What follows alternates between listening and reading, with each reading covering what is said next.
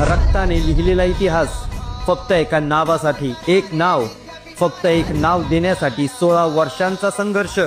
जगाच्या इतिहासात असं कधी घडलं नसेल, जिथे लोक स्वतःचं घरदार जाळायला तयार झाले, स्वतःच्या लेकरा बाळांचे जीव हे धोक्यात घालायला तयार झाले. पण एवढं सगळं हे कशासाठी?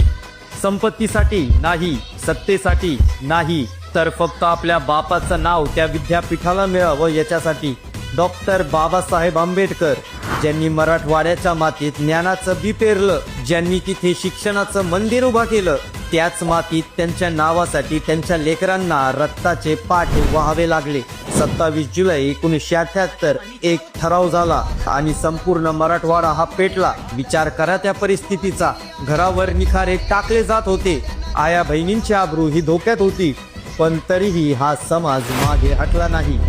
कोचीराम कांबळे, गौतम वाघमारे, जनार्दन मागावे आणि अशी कितीतरी नावे, ज्यांनी हसत हसत मृत्यूला मिठी मारली. काही लोकांचे हात हे तोडले गेले आणि काही लोकांचे पाय हे तोडले गेले, पण शेवटच्या श्वासापर्यंत त्यांच्या मुखात एकच घोषणा होती, जय भीम. नामांतर हे झालंच पाहिजे.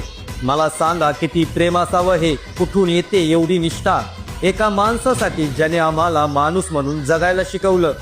त्या नावासाठी हा समाज स्वतःची राख रांगोळी करायला तयार झाला.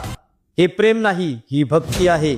जगाच्या पाठीवर असा एकमेव नेता होऊन गेला, ज्याच्यावर प्रेम करणारी अशी वेडी आणि निष्ठावान लेकरं पुन्हा होणे नाही.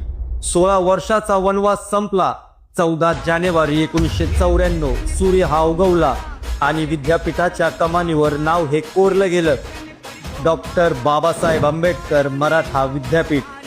हे नाव फक्त लिहिलं नाही, हे हजारो भीम सैनिकांच्या त्यागाने आणि त्यांच्या रक्ताने लिहिलेलं नाव आहे.